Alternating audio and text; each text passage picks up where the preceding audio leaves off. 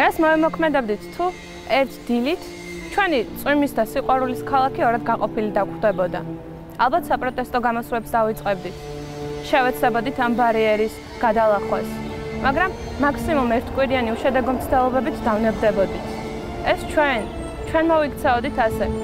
საინტერესო ასეთ შემთხვევებში სხვები როგორ იქცევიან. აი მაგალითად 1961 წელს, როცა ბერტა მიულერი და ჰანს ბრაუნი ზეიმობდნენ უმაღლესი სასწავლებლის დამთავრებას, საშინელი ზაფხული დაუდგათ. 13 აგვისტოს მზიან დილით ბერტას საშინელი სურათი დახვდა. ორად გაყოფილი ქალაქი. ქალაქის მეორე მხარეს დარჩენილი მოგონებები, წარსული და მომავალი, გულის მეორე ნახევარი. რა შეეძლო პატარა გოგონას?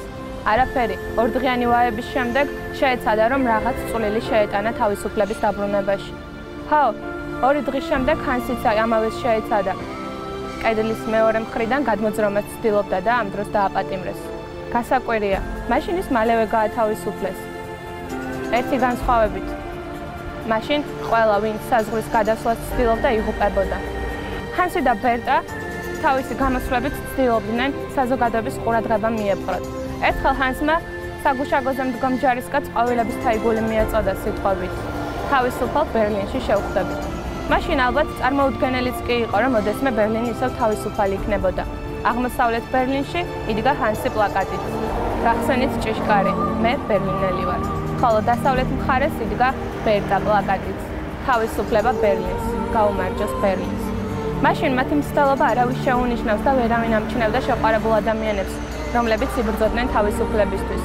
ეს იგივეა, სასწორის ერთ მხარეს იდგე შენ, მეორე მხარეს კი თავისუფლება და სიყვარული. რთულია ტირანიასთან ბრძოლა, მაგრამ თვითონ შეეცადნენ, რომ ებრძოლოთ ტირანიასთან შიშველი ხელებით. სწორედ ეს არის დემოკრატია. დემოკრატია ხომ ზოგადად თავისუფლებას, ადამიანების თავისუფლებას მოიცავს და ჩვენ 21 საუკუნეში მცხოვრებ ადამიანებს. თუ გვაქვს პრეტენზია და სურვილი იმისა, რომ ცხოვრობდეთ დემოკრატიულ სახელმწიფოში, ჩვენ უნდა ვიბრძოდეთ თითოეული ადამიანის თავისუფლებისთვის, უფლებებისთვისა და მოვალეობებისთვის. რადგან ჩვენი თავისუფლება მთავრდება იქ, სადაც იწყება სხვისი. ხოდა თუ ჩვენ ამ იდეოლოგიის მატარებლები ვართ, უნდა ავდგეთ და ერთხმად ვთქვათ: გახსენით ჭიშკარი, მე თავისუფალი ადამიანი ვარ.